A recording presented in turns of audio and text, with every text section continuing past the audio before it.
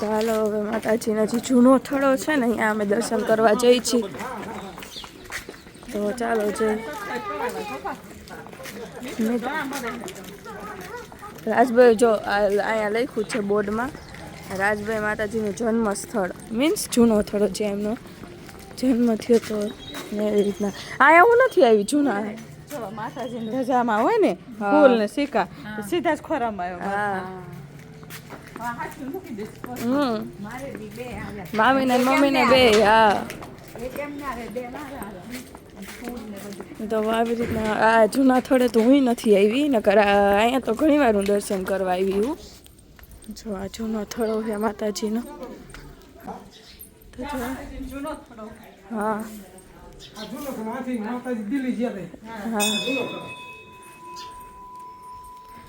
એમાં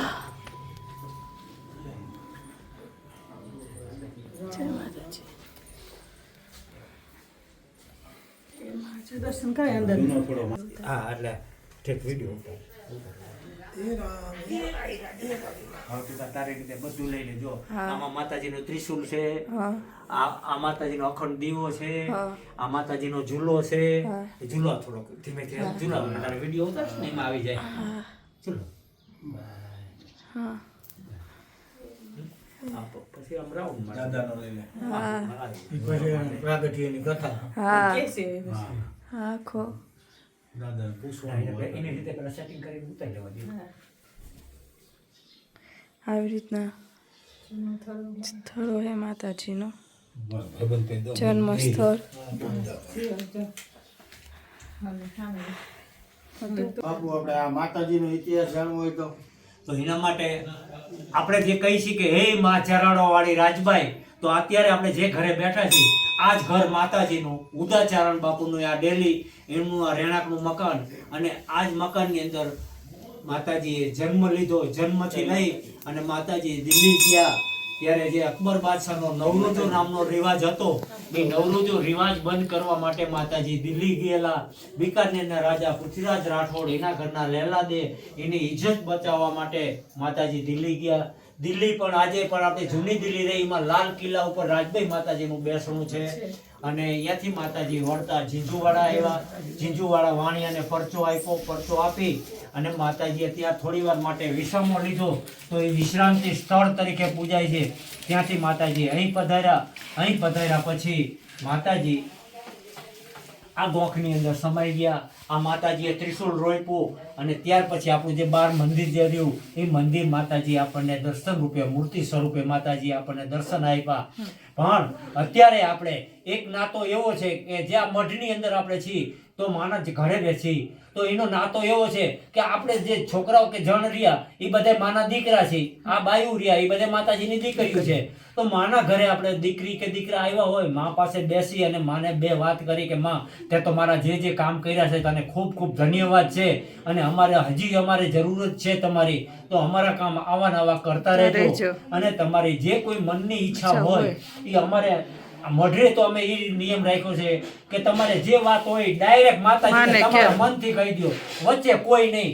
પણ બાધા માનતામાં એટલું કે તમારું કાર્ય થઈ જાય ત્યારે તમારે દર્શન કરવા આવવાનું. આટલું જ માનતા. એ માનતા નહીં, તમારો પ્રેમ માં ઉપર આવી રીતે માતાજીએ. અને આજ સુધીમાં અમને કોઈ એવો પ્રશ્ન નથી મળ્યો જવાબ કે માતાજીએ કામ ન કર્યું હોય, નિરાશ થયા હોય.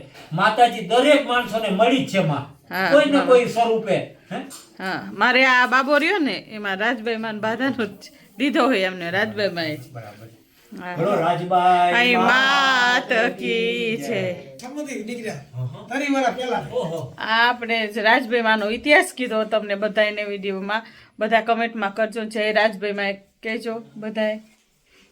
ને ટકાવારી સરસ આવી જાય, બારમાં નીકળી જાય એટલે પ્રાર્થના કરે છે બસ. સામે જઈ અને જે ભભૂતિ રહી ને એનો સહેજ ચાંદલો કરી લે, બાકીની જે આંગળી રહી ને એ જીભ ઉપર લગાવી દેવાની.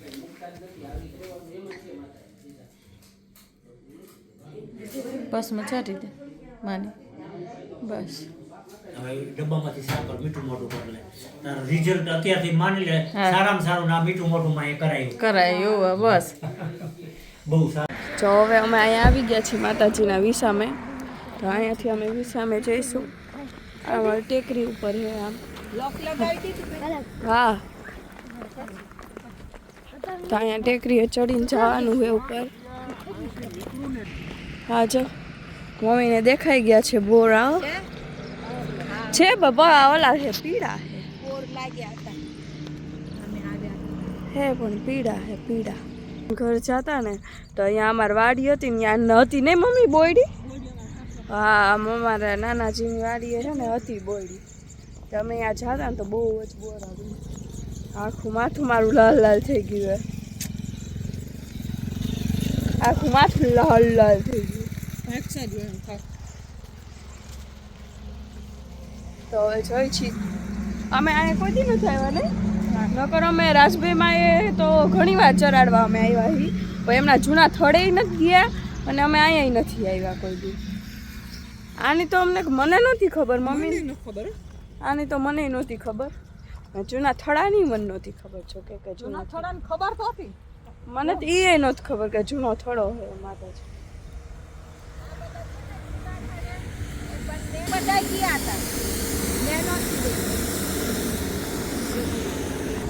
હાઈવે ઉપર જ છે આ. જો આ હાઈવે છે અને અહીંયા જ આ ટેકરી ઉપર માતાજીનો થડો. ચરાડવાથી થોડુંક 4-5 કિલોમીટર જેટલું થાય છે. પછી મંદિરે, પછી દેવળિયા બાંધતા હતા. દાદાએ મોતૈયો કરાયો છે. મોતૈયામાં અમને નહોતી ખબર. દાદા જતા હતા મોટા પપ્પાનું કરાવવાના, હારી કરાઈ આવ્યા વાંકાનેર. માતાજીનો થડો છે જ્યાં, હા સોરી, વિસામો છે માતાજીનો. જે માતાજીએ ગાયું ચરાવવાની આવતા ત્યારે વિસામો આ લેતા. જો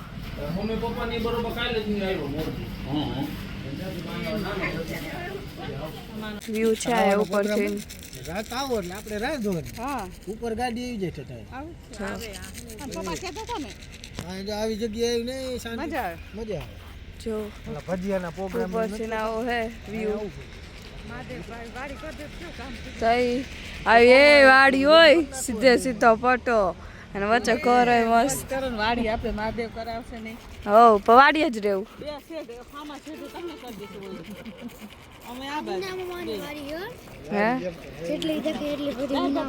શું કે મુના મામા? મુના મામા વંશ એમ કે જેટલી દેખાય એટલે આ બધી મુના મામાની છે. શું કામ મોરું બોલવું જોઈએ? હા, મોરું આપણે બોલતા મોજ કરે એટલે ઘણું છે આ રીતનું. ગાઈઝ અમે પહોંચી ગયા છીએ દેવળિયા, આવી ગયા છીએ અને થોડીક વાર બેસીને પછી નીકળશું. જો બાન દાદાને બેઠા.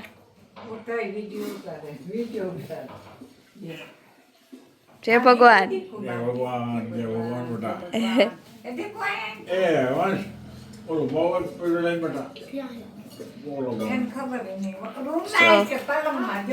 અને મમ્મી ભાખરી કરે है. क्या मम्मी क्या करता है? ભાખરી. બાય લીલી ડુંગળીનું શાક કર્યું છે જો. અને ભાખરીનો લોટ બાંધી નાખ્યો તો મમ્મી કે લાવો ભાખરી કરી નાખું હું તમે બેહું. ઘરે દેવડિયાથી અમે ઘરેથી નીકળી ગયા છીએ અને હવે પપ્પા કે પાટાવાળા હનુમાનજી દાદા દર્શન કરીને પછી મોરબી જઈ.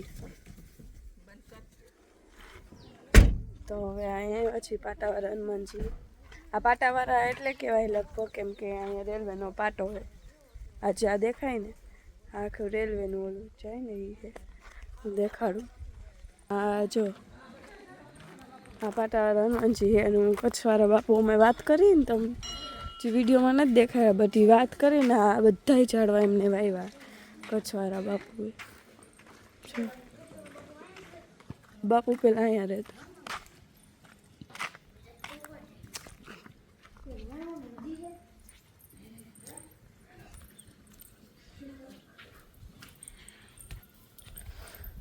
હનુમાનજી દાદા.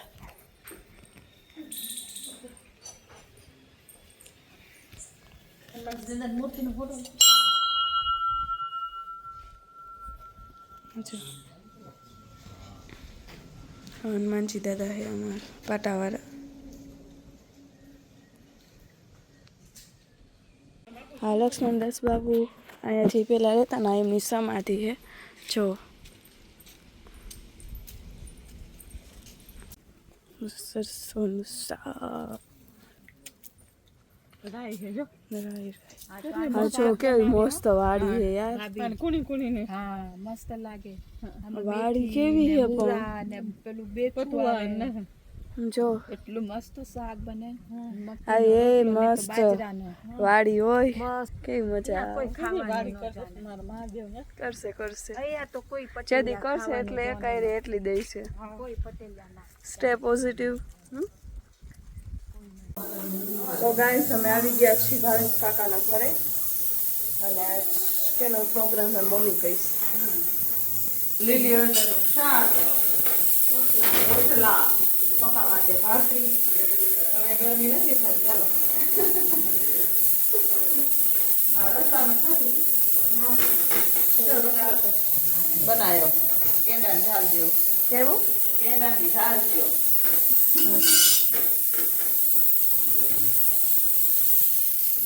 જો રોટલો હે હવે બીજો નાખે છે મમ્મી. ને મામી હળદર સુધારે કા મમ્મી? અદરક નહીં, આ હળદર જ છે. હા એ હળદર હે. હા આ આંબા હળદર હે.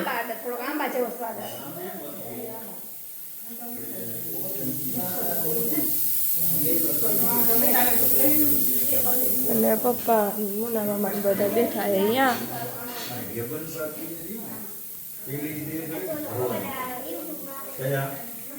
પપ્પા ઇતિહાસ કહે રાજબીમાનો, કેમ કે આજે રાજબીમાં એ જઈને આવ્યા ને એટલે પપ્પા ઇતિહાસ કહે. બહુ મજા આવી બસ. અને કાલનો વ્લોગ કાલ તમે અડધો જ વ્લોગ મૂક્યો હતો કેમ કે બહુ મોટો થઈ જતો હતો એટલે. તો પછી આજનો વ્લોગ આજે અહીંયા કન્ટિન્યુ થાય છે. એટલે હું એ નથી કહેતી કે અમે સાંજે જવાના છીએ બીજી જગ્યાએ. ભાવેશ કાકાને એમ આવવાના હતા અને હળદરનું શાક કરવાનું કામ.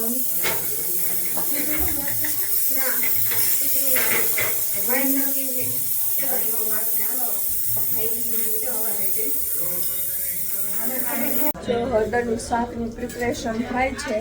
મેં સાઈડમાં બટેકાનું શાક કરી હું તમને દેખાડું કેવું. યસ જો તો અત્યારે કેવું કર્યું મામી શાક મેં? મસ્ત. મામીને જ ખાવાનું છે એટલે હળદરનું શાક કરે છે. આ શું છે? આ શું છે? હા એ શું છે? હળદરનું શાક. હળદર તો શેકી નાખી. આ બધી ગ્રેવી. આદુ મરચાં લસણ. આ અમારે શેફ આવ્યા છે ચેક કરવા કે કેટલે પહોંચ્યું છે કામકાજ. અને અત્યારે આટો મારે છે હે ચેક કરવા આવ્યો મંત્ર. હવે હવે હવે જો હવે આમ જો આમ જો આમ જો આમ જો આમ જો હે ને એક તો રસોડું જો શેફ શેફ જો કેમ લોજ એ કેમ લોજ કેમ લોજ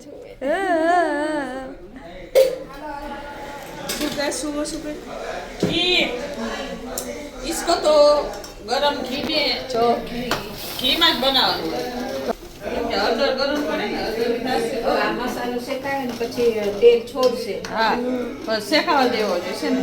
હા ઈ જ કહું કે કેમ ઓછું લાગે. શેકાને પછી આ મસાલો નાખવો પડે. હા બને છે હળદરનું શાક.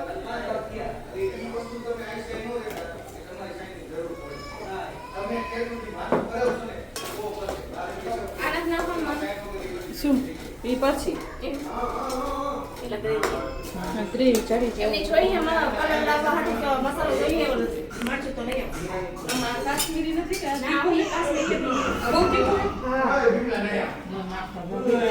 હળદર શાક થઈ ગયું છે. હળદરનું શાક રેસીપી જોતી હતી તો એ વયા ગયા બહાર હવે હળદરનું શાક થઈ ગયું તઈ આવ્યા અમે ગયા તા મરચું લેવા. અસલ આવી ગયો કલર રેડી હું કહું છું ને, अभी मेरा हाथ से मोबाइल गिर जाता.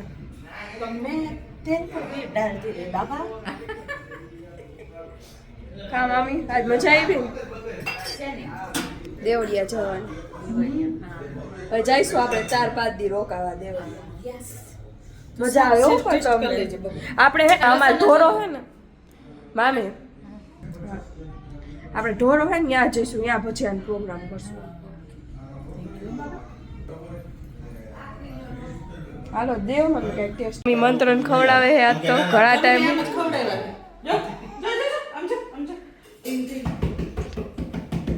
દાદા બોલાવજો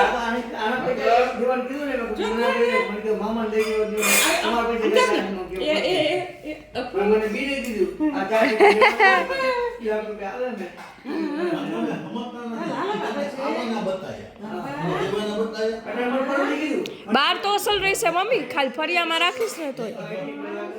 પણ બાર અત્યારે કાનમાં પહેર્યું નથી કાંઈ.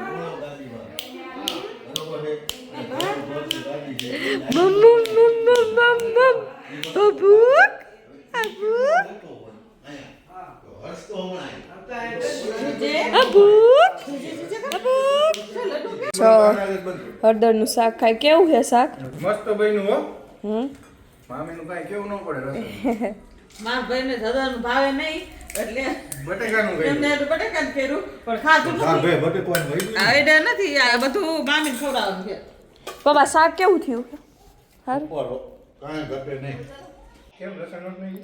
ના એમાં મેં કીધું બધા કેમ કે તમારે બધા છે ને લસણ વગરનું ખાય અને એટલે મેં લસણ ન નાખ્યું. ના કહેવાય. અમારે લસણ નહોતું હોય તો